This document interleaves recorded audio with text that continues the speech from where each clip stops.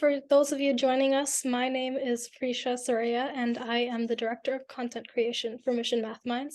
And today with us, we have Henali. Henali, would you like to describe what you do? Yeah, so my name is Henali Shah. I am an ESG consultant. So what I help do is I help companies kind of identify ways to become more sustainable, promote diversity and inclusion, promote better governance within their companies. I help with calculating their greenhouse gas emissions and basically putting together their sustainability reports for investors to look at on their websites.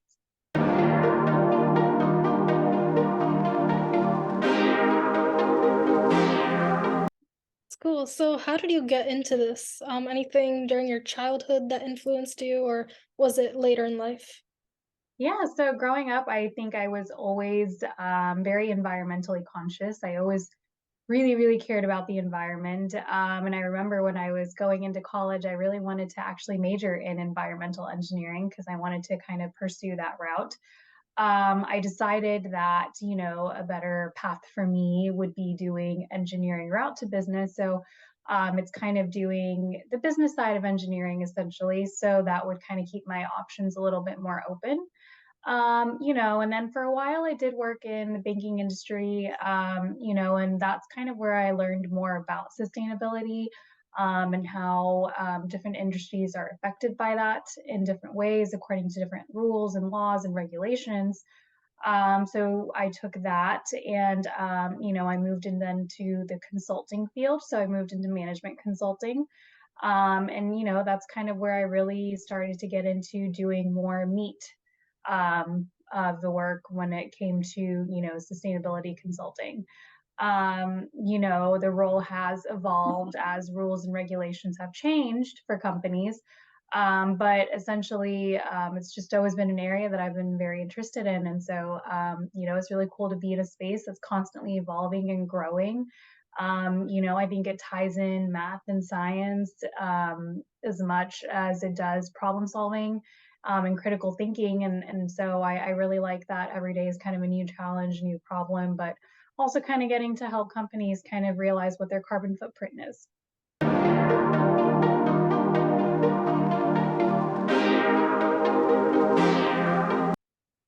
How did you get into the business side of this? Because I know you said that in the first place you wanted to go into environment specifically.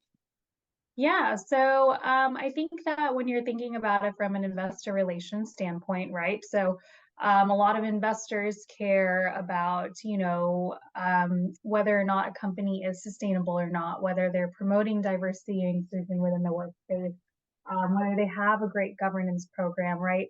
So, if you think about it from the business standpoint, I'm helping those companies kind of think about those investors and put together reports that are easier for the investors to kind of read, so they can help decide whether or not those individuals would want to invest in a company or not. It could be a person like you or I, and then thinking about, hey, like, what stocks would we like to invest in, which companies would we like to invest in, and you think about the financials of the situation, how it could financially help a company too, in terms of recycling more, thinking about cost saving, and when you think about equal pay, right? Things like that, that's where you're really, tying in the finance and the accounting side of the business and kind of helping them think through what makes the most sense logistically.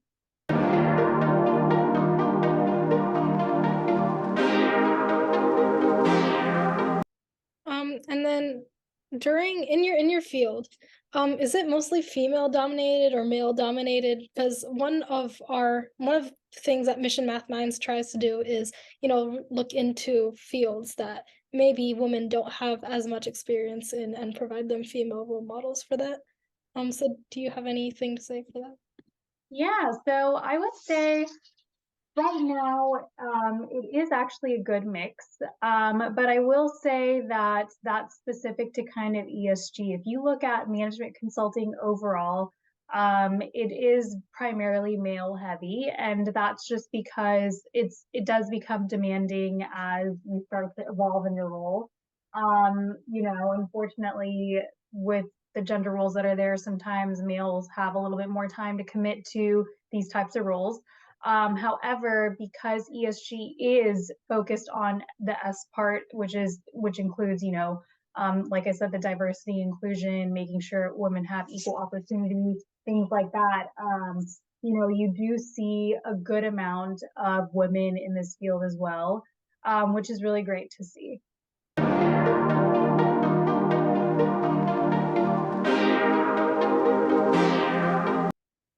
Do you have any specific challenges that you had to overcome as a female, or even not even just in this field, but maybe when you were younger?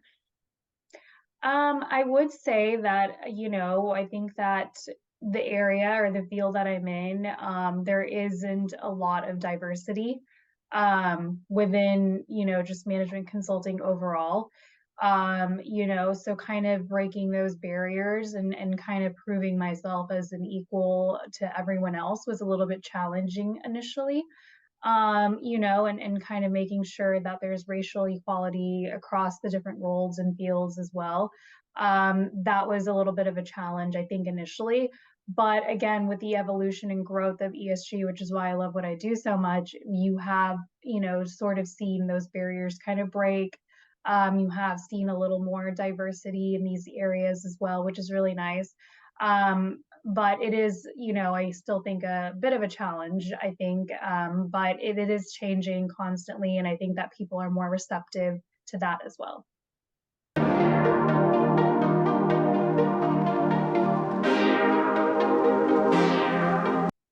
And then do you have any advice to girls that don't feel confident in pursuing their passion like you did? Yeah, I think that a lot of times we think that just because it's our passion, it's going to be harder to kind of break into that field sometimes. But I think that one of the best things that I did is I knew what I was really passionate about, and whether or not it was an area that I was initially working in, I kind of stayed current on that industry and that field. And then when I was able to, I found ways to tie in my passion with my current role, right?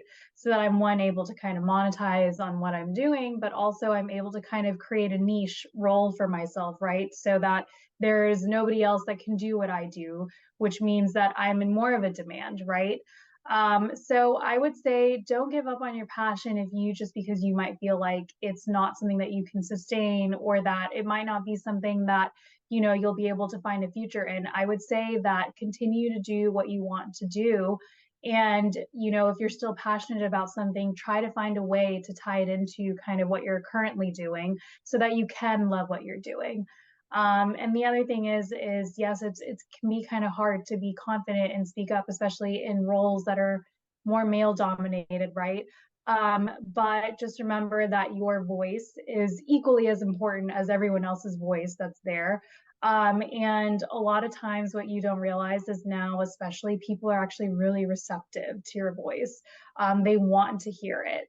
And, you by being confident could be actually someone that's sticking out compared to a lot of other females that might still be confident. And you yourself could become that role model that you wish you had when you were younger.